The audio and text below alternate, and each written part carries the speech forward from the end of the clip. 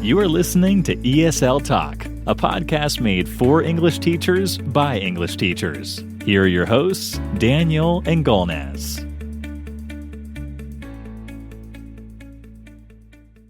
Hello, welcome to episode 9 of ESL Talk. Today we're going to focus on the art and skill of teaching adult learners, or those at the graduate or university level. As we know, there are a number of considerations that we need to make when teaching English to different groups of students. So today we're going to discuss and explore those together. Yes, and today's guest is Teresa, a vastly experienced university instructor with over 20 years of global experience in teaching adult learners. So stay tuned for her expert advice, suggestions, and tips. Now, let's begin today's episode by sharing a little about our experiences with adult learners, where we began, how we began, and how long we have spent with adult learners. Daniel?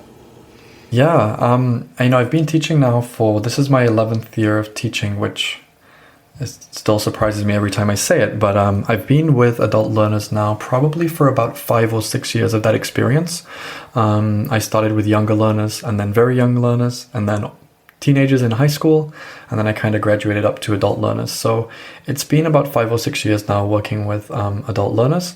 Some of that has been in the post-secondary setting, so kind of like not university, but before university. So they're preparing for university with university students, with graduate students, MBA students, and my English students as well that I teach. So I've had quite a lot of experience with that now.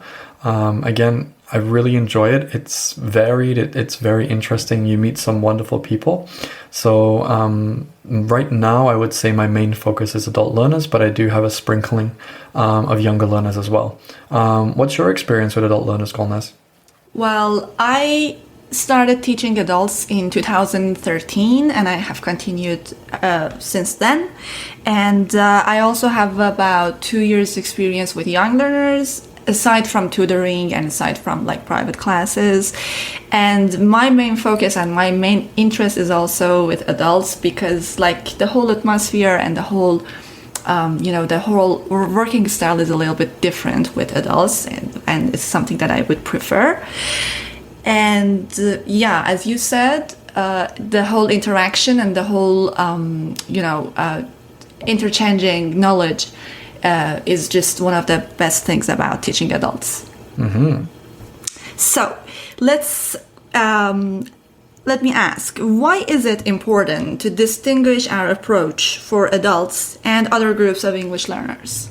Yeah, that's a great question. I think with the younger learners, especially students who are in primary, elementary school, or maybe middle school or even high school, you can kind of teach a more rounded curriculum, because the level of English of those students is quite low usually. So it's quite normal to have a standard approach where you do little by little, step by step. But as we move on to adult learners, that starts to change, and that approach should be very different. Why? Because with adult learners have different needs, they have different goals, they have different motivations, and they have different ways of learning. As I said, with younger learners, we can kind of apply a more rounded way of doing it, but with adult learners, we need to be really careful, again, with that. And when we have an approach set for adult learners, that should be quite flexible as well, because one group of adult learners is going to be very different from another group of adult learners. And as we'll discuss today, things like gender, background, job, age of the adult, that can also really vary as well. So when we're distinguishing and when we're planning for adults, we need to bear all of those things in mind and make sure that we're catering to each one of their needs as well, because their outcomes are going to be different and their motivations are going to be different as well. Exactly. And like adults do not find every lesson or every lesson that you design, they do not find all of it totally relatable. So it's really important to make our lessons relatable for them, and as you said, consider their backgrounds, their life commitments. So what are some other important factors to consider when teaching adult learners? Yeah, I think if you're in a physical classroom, first of all, you should really define the rules and the expectations there, because again, if people are coming from the corporate world, or they're coming from their own companies, or they're just coming from school, they're all going to have very different expectations in the classroom. So first of all, set really firm and solid expectations. involve the students within that, the learners within that as well, because if they can democratically or unanimously agree on this is what we expect, then that's going to make it a lot easier for you to teach. When it comes to English as well, you should always try to encourage adult learners to try to use English as much as possible. Now, obviously in groups, there's a tendency to use the first language or to translate things or use a translator, which at that level, unless they're at a very low level, we should try to discourage. I think, again, part of learning, and especially with English, how we can improve our learning is by asking good questions and by trying to communicate our ideas as much as we can, even if it's not clear, even if it's not a very perfect question grammatically. As long as the teacher can understand, then that starts to build confidence, that starts to build the skills and the necessary methods of communicating clearly. So I think have really clear classroom expectations. Even if you're online as well, try to be clear as well. Adult learners, sometimes they're working, they're very busy, they might want to look at their phones, they might want to turn and talk to their partners or their friends while they're in a lesson, because that's happened to me before. And as long as you're polite and kind of, keep it respectful, I think that's really important.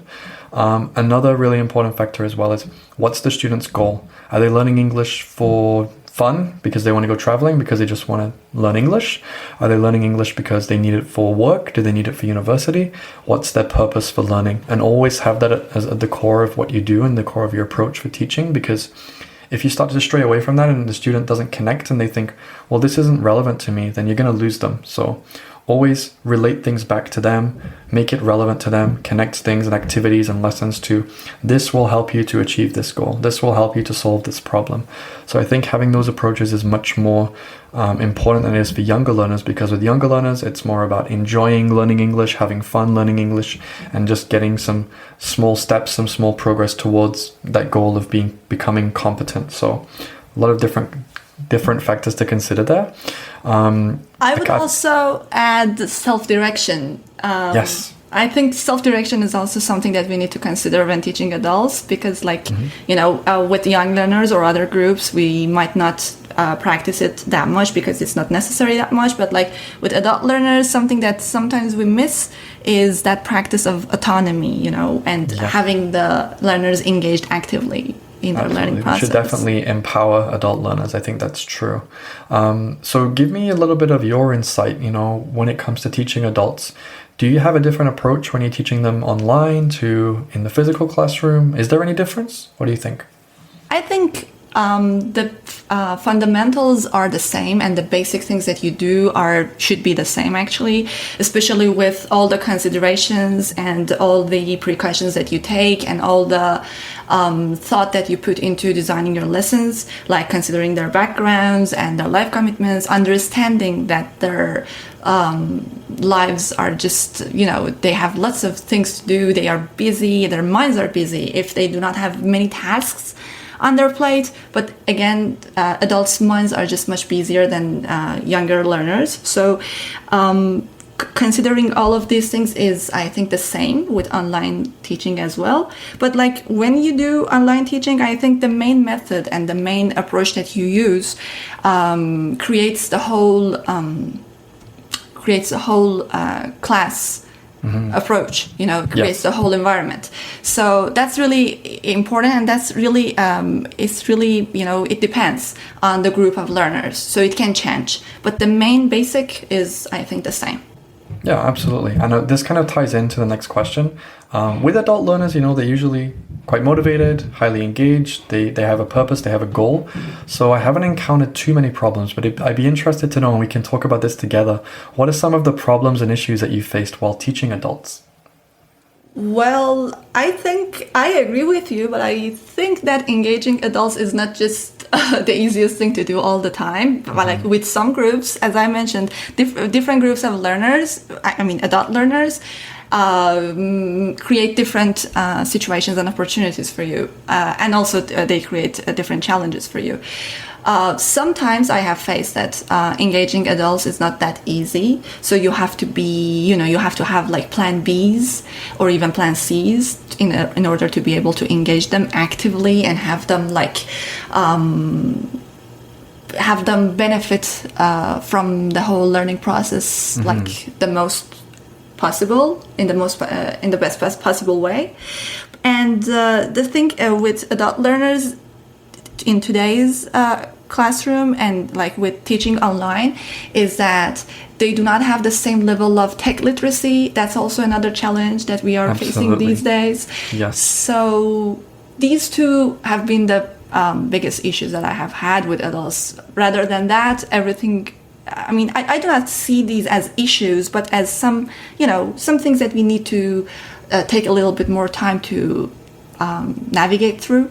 Yeah, I would agree with that. I guess related to what we've said, not really issues and problems, but I think one thing that has come up for me in the past is unrealistic expectations. Students might come in and say, for example, I want to score a band 8 in everything for IELTS. And, I might do an assessment and I might say, well, based on where we are right now, you're probably at a 6.5, maybe a 7. And they say, no, that's not true. And I need to be at an 8 by next month. And that's not realistic. So sometimes you have to taper expectations and you have to work around those expectations, and you have to be honest as well with students. So that can sometimes be difficult, especially when students feel that, they're higher than where they actually are, or they move to another culture and then suddenly someone said, well, you're making a lot of errors, or we need to work on things, we need to improve things, which they've never heard before. So it can be kind of a culture shock and a reality shock as well. Again, just by reinforcing expectations, standards, and agreeing on certain things to do in the classroom, that can usually alleviate a lot of those issues. So if we're thinking more about online teachers and people who are teaching ESL online, how can teachers appeal to adult learners when looking for new students or new clients? What are some approaches and techniques they can do to attract those new adult learners? Well, aside from marketing and advertising for your brand as a teacher, whether you want to attract new students and new clients, or whether you just want your lessons and your courses to be appealing to your students, I think all the factors that we mentioned, keep your lessons relatable and meaningful to your audience, and also have self-direction, have your students actively engaged. See what the strategies you need to implement to have them actually engaged in the lessons. If something doesn't work, well, don't insist on just using it.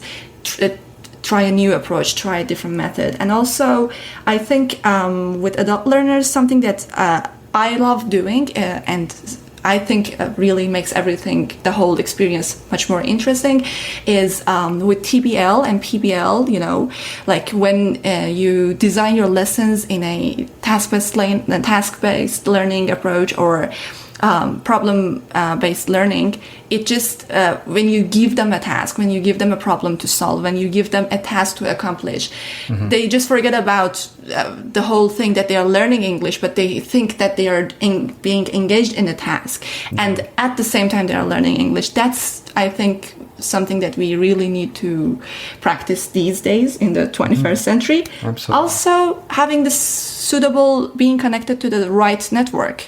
I think that's also something that we can help as teachers. Yeah, I think, now to be a good teacher, to teach online, you don't need to just be a teacher. You need to have some sales skills. You need to have some marketing skills. You need to be able to communicate well with lots of groups and appeal to those groups. And I think, like you mentioned, to market yourself well to students, you should try to have the problem solution approach, which is, you have this problem, I can help you solve that problem. This is a plan that we can make in 10 classes or 20 classes or a month or 2 months to solve that problem. So I think that's a really nice way to show them the value in what you can do. That will definitely help you to appeal to new students and try to obviously get them on board and get them working with you and hopefully achieving their goals. So let's move on and let's talk about the positives now. So what are the positive effects or the positive results that you've had when teaching adults, and how has this differed from younger groups, Golnaz?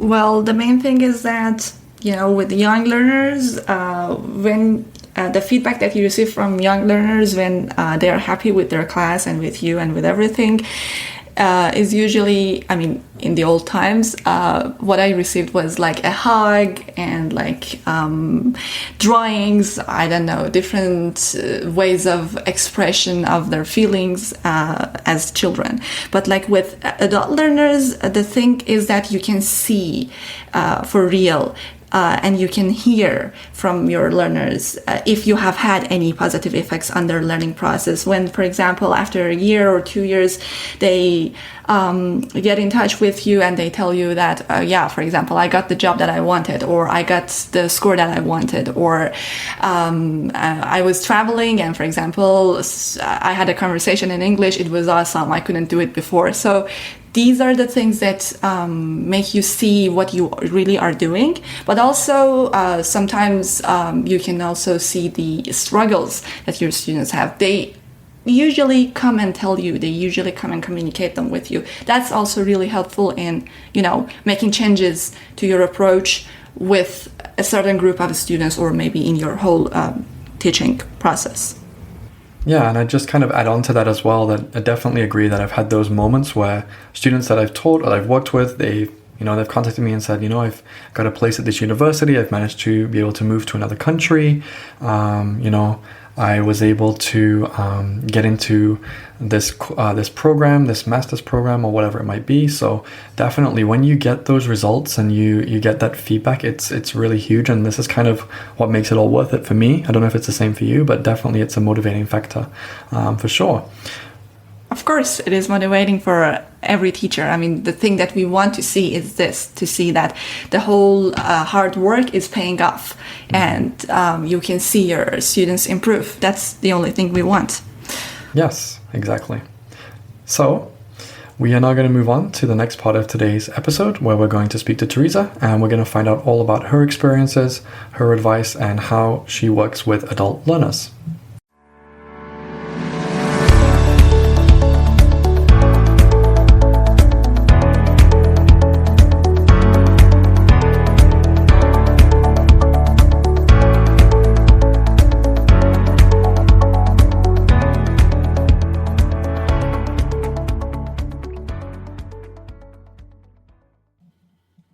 All right, welcome everyone to the interview portion of our episode today.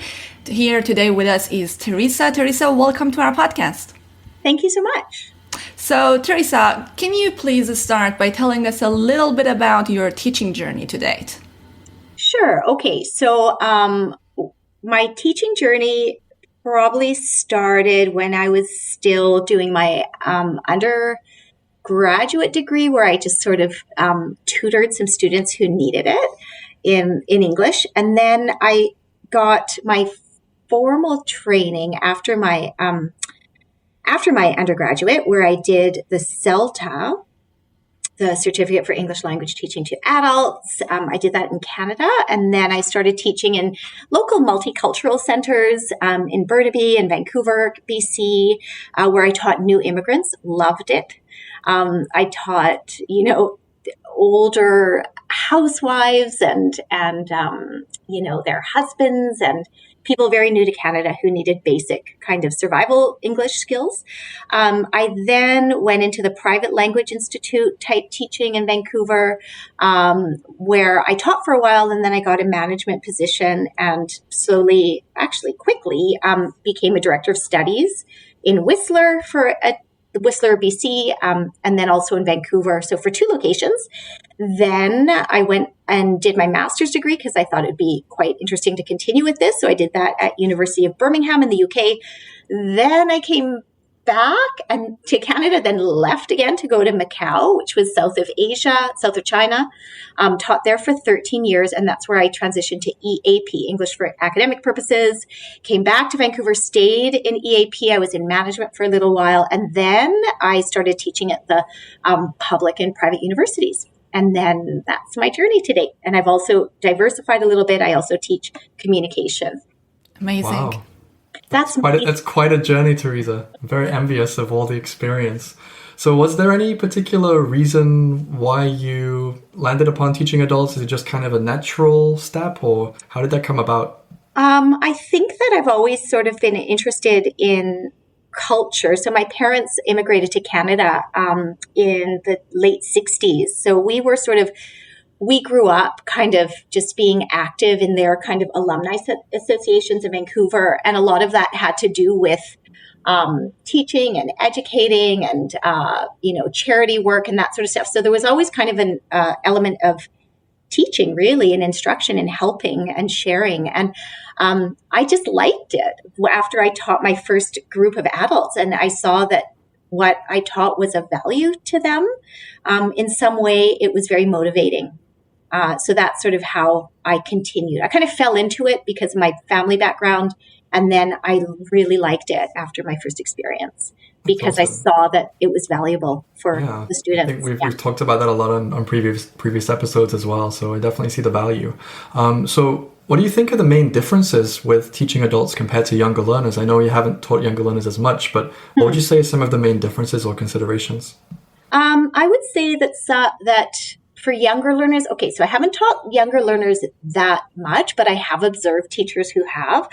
I would say that obviously the amount of attention that adults can put into a specific activity, that's lengthened with adults. Also, in terms of experience and knowledge that adults bring to the table, I find that with the proficiency, there's a lot more room for kind of richer, deeper discussions and analysis and so forth. Probably level of energy. I think you need a lot more energy for kids because it's just, or for even for teens, just because the attention changes every 6 minutes or so. So you need to have something in your back pocket right away. Absolutely. Definitely, I couldn't agree more with that. And I want to ask you about your opinion on the skills and competencies that teachers should have and need to have in order to teach adults effectively. Sure. Okay. So I definitely think probably the top skill that you need to have to teach adults effectively would be communication skills. So being able to gauge whether even just from nonverbal communication skills and being able to gauge whether you're reaching the students, whether you're engaging the students, whether they're interested, whether they're confused. So even just from the nonverbal, and then of course for the verbal parts of communication skills, being able to concisely explain and elicit and instruct in terms of directional language what to do is so important because the students don't have to battle with all the other fluff of the language, but they're able to get the information concisely and clearly, because that's one of your goals, right? Is to make sure the information is received and understood and then acted upon. And unless you really fine-tune your communication skills, you could assume that that's all getting understood and acted upon, but then later realize that they might have had no idea what you communicated because you didn't communicate it effectively. And that's not fair, I think, for the students. So I think you really need to work on your communication skills. Yeah, I would agree with that. Communication's the most important thing, and it's something we kind of take for granted when we're teaching, but it's something we really need to pay attention to. So just kind of related to that, Teresa, how do gender, background, and culture weigh into the teaching equation, especially in the settings that we're talking about today? Okay, so in terms of the students, right? So I think, even then, kind of sensitivity and awareness of whether it be the technology that students, not the technology necessarily, but the industry or that the students are studying, or the technology, whether it be engineering or whether it be business, knowing that background and slightly, and I think students appreciate this, is giving examples in your lessons. Let's say you're teaching a language point, but being considerate as a teacher to know what these students' backgrounds are, to know what they're comfortable teaching with, or at least to get an idea. This could be political backgrounds as well, right? Gender backgrounds, academic and work experience, and bringing some of that into your lesson so that it shows that I'm not just teaching you a language point to anybody who wants to be on the opposite side of me right now in the classroom or on the other side of the screen, but I'm taking your life seriously and I'm making it relevant to you. I think students appreciate that. And I think that it can also ignite responses and participation that just is kind of a win-win for everybody, not only the students, but also the instructor. Yeah, I think if we understand our students and we show that we understand them and that we do care about them and their interests and their backgrounds, I think that can help make a lot of progress with students as well. So, Teresa, any advice on how to teach students with low levels of proficiency without alienating them? Because we have a lot of different levels sometimes and we're dealing with a lot of unknowns. So how can we approach absolutely. that? Well, the one thing I wanted to say that, it's sometimes when students aren't saying as much or they aren't writing as much, teachers can, and I don't think they do this intentionally, but they can forget that this student could have a huge expertise and knowledge base and academic base behind them. They just can't communicate as well as others, right? So sometimes teachers might make that mistake of not really talking down to them, but just forgetting that. So kind of treating them more like a child or a teen than an adult, because that's the language that we're getting from them. It is limited. So I guess my advice on making them feel included is to give those particular students a bit more time to prepare for the lesson. And this is organizational skill on the teacher's part, but like letting them know in advance a little bit, whether it be by email or the previous class. You can do it discreetly so the whole class doesn't know, but to give them time to formulate what they're going to say or what they're going to write. So when they're in the class, they'll have that confidence. The other thing is frequent touch points. So whether scheduling chats in addition to office hours and really focusing on those students in an inviting, friendly way, like come chat, and then when you're in there also, you can maybe give them more chances and opportunities to speak that would also build their confidence. It's about confidence as well, right? Mm-hmm. I think so. Yeah. That's my advice: frequent touch points and giving them time to prepare rather than spontaneous asking them on the spot in front of 12 or 20 people. That's great advice, Teresa. And again, a lot of our listeners are teaching one-to-one in small groups. So again, there's a lot of things that they can implement for their classes as well. So one more related point, Teresa, is about content and material. So when we're dealing with adult learners, what might be more appropriate or relevant content to deliver to them as opposed to teenagers or children? Because everyone's different. We can't have the same approach. Yeah, I think if I could say that it's always, I think, a good idea to do some kind of needs or interest assessment early on, or even weekly, just to see, what, and it doesn't have to be like, a kind of formal type needs assessment that might scare students, but just really getting to know what their interests are, what their backgrounds are, what they'd like to talk about, and then keeping that in mind. I'm thinking of an example. I did this with some students, and some of my students said, I really, really need to know how to deal with irate customers, this was in the needs assessment because I want to start my own business, or I really need to know how to communicate with, a range of customers between that fall on the gambit between irate and elated. And that was all sort of at the needs assessment to see what are you interested in doing, and then just checking that every so often so that you can draw then from TED Talks or, global issue newspapers or podcasts.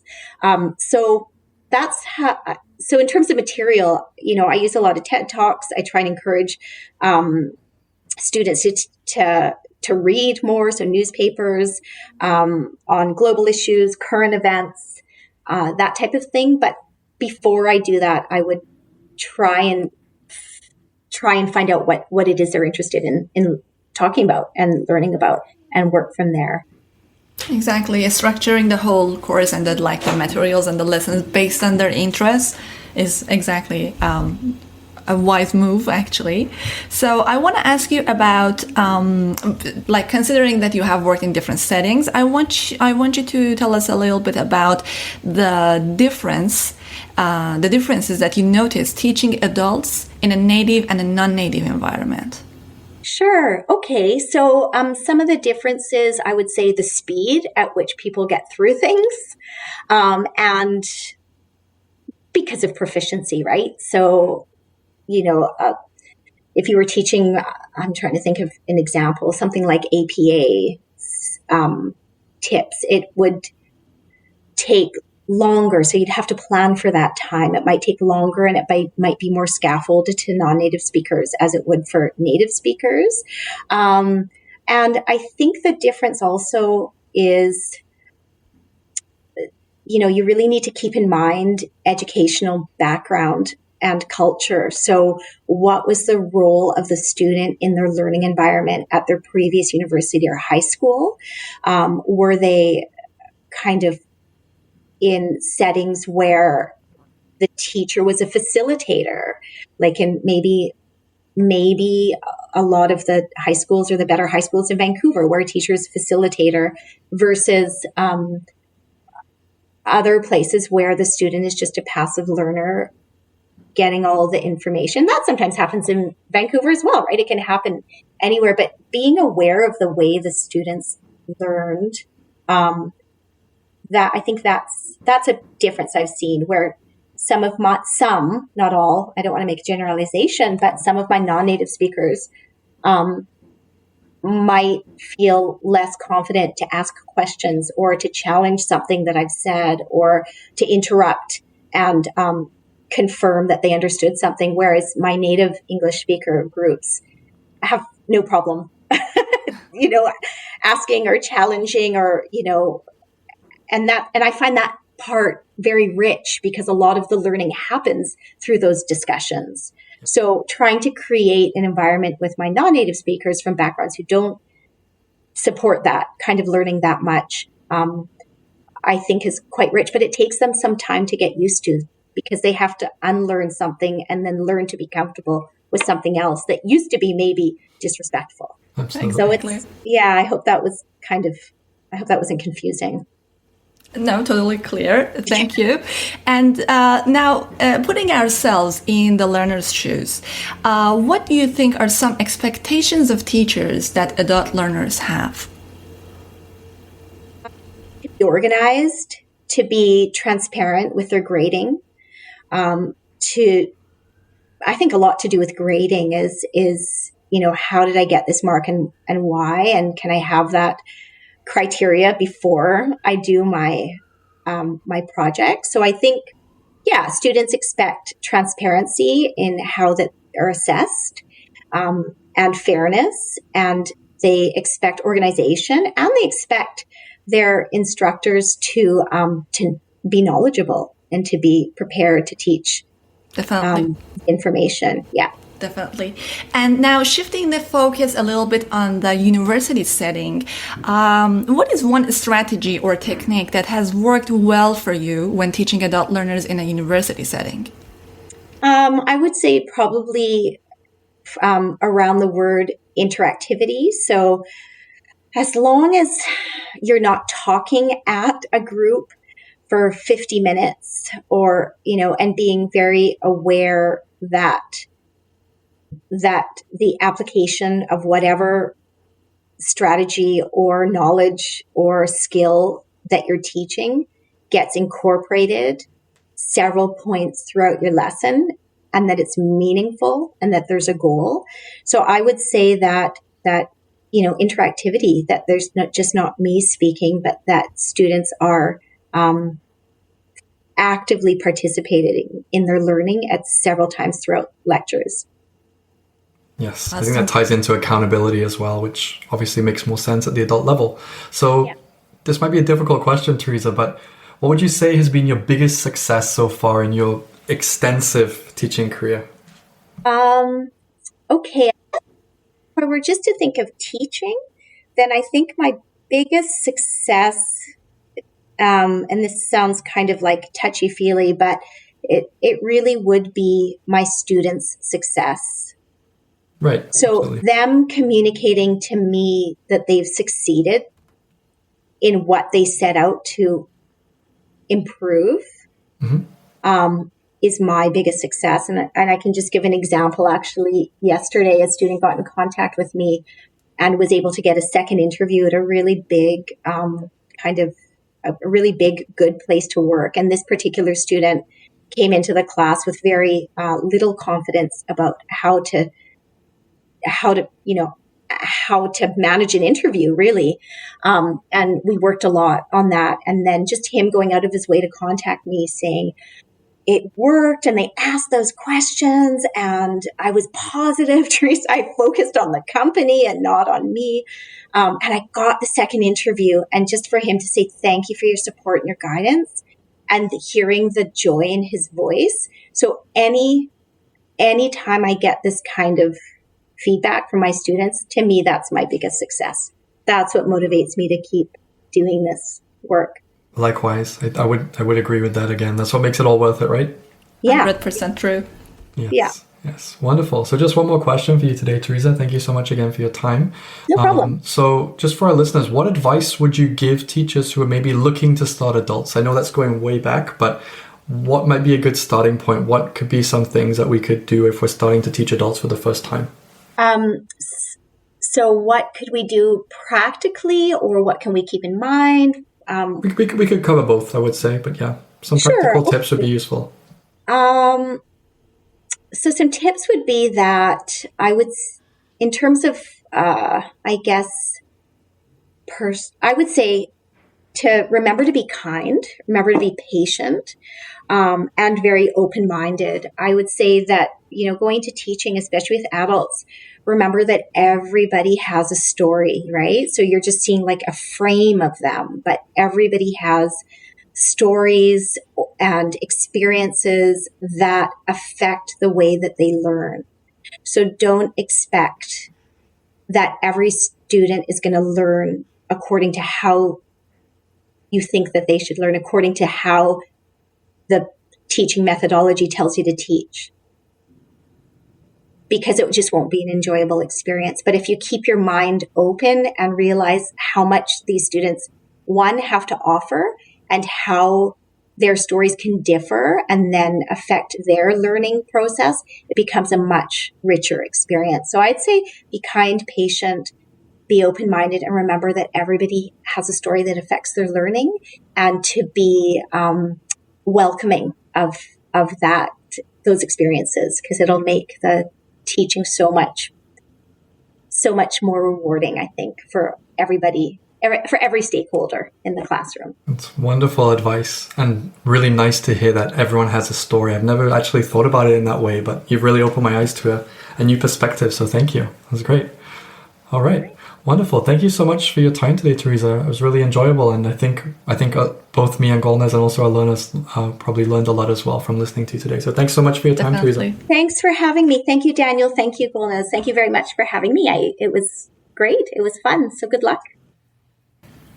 Thank you everyone for listening. This was it for today's episode. Please don't forget to connect with us. Our email address is esltalkpodcast@gmail.com. And also remember to follow us on Instagram and Facebook, ESL Talk Podcast. Thank you guys. Stay tuned for next week, where it's going to be episode 10. 10 episodes in already. Thanks so much for the support. We'll see you next week. Bye-bye.